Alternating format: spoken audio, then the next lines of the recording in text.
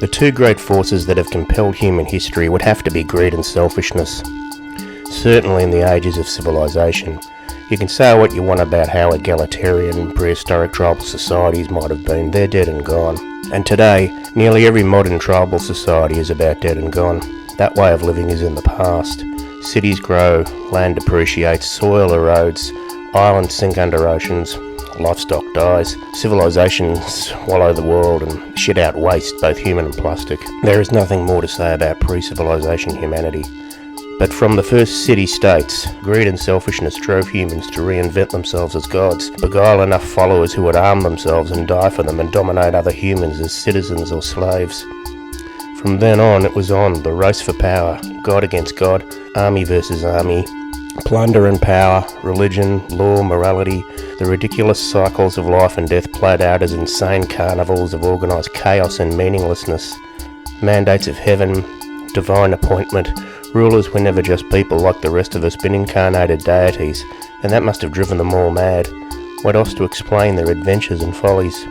And even among them, there were those who were driven more by their own greed and selfishness, their own urge to dominate, blast their names across every land and spawn progeny, only to have them carry their self-made names into lowering obscurity as the next crop of wackos chundered up to take their place and carry the same carnage on again. Always with the greed and selfishness of self-appointed rulers at their heels, entire armies, from the most brutally militarised to the most discordant, swept across entire lands, eating villages, towns, cities, peoples, everything. Ashoka, Genghis, Alexander, William, Julius, Augustus, Tutmosis, Tamburlaine, Charlemagne, Cyrus, Attila, Hitler, Bonaparte, Innocent III, Mahmud, Pizarro, Murdoch, Bush, Bezos, on it bloody goes, great leader after great leader, each speaking in the highest tones about their cause and vision and purpose and really only bullshitting from the heights of greed and selfishness. Happy, miserably deluded, driven insane by their urges, seeing nothing but their self-projected images of themselves and the increasingly shrinking world they see around them, this cosmic speck of insignificant dust to which we puny microbes cling in terror and blindness.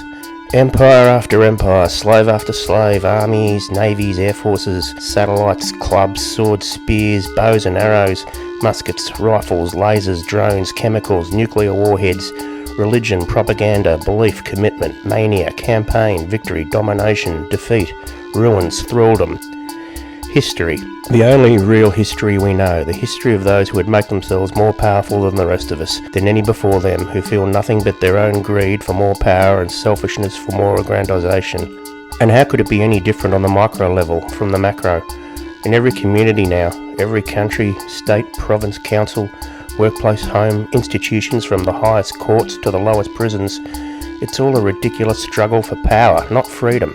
And the greediest and most selfish win through whatever means they find, from corruption to psychology to violence.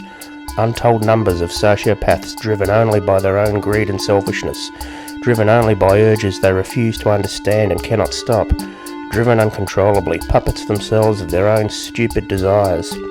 And the rest of us now look up to these puppets, admire them and envy them and seek to emulate them. We say they have earned their positions. And how could that be wrong in societies and cultures that are based on nothing but greed and selfishness? Societies where anything civic and communal has been eroded to nubs or nothing. We're all insane now, a collective insanity we all share in. We can't even remember what sanity was like, or even if there ever was sanity. What concessions to compassion and fairness that were won, often hard won through hard struggle, that have improved our societies by degrees, have been fair game for years now, and in most of the world it's a moot point anyway.